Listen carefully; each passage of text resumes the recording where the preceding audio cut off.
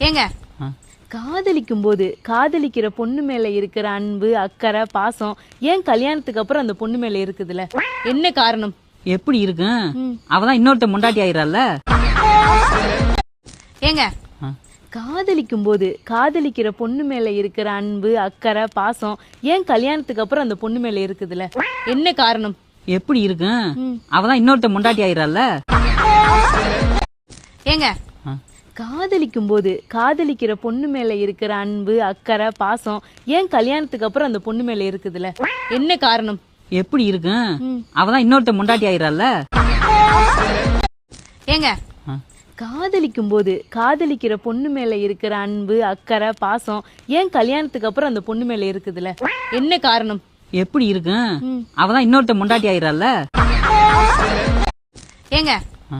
காதலிக்கும் போது காதலிக்கிற பொண்ணு மேல இருக்கிற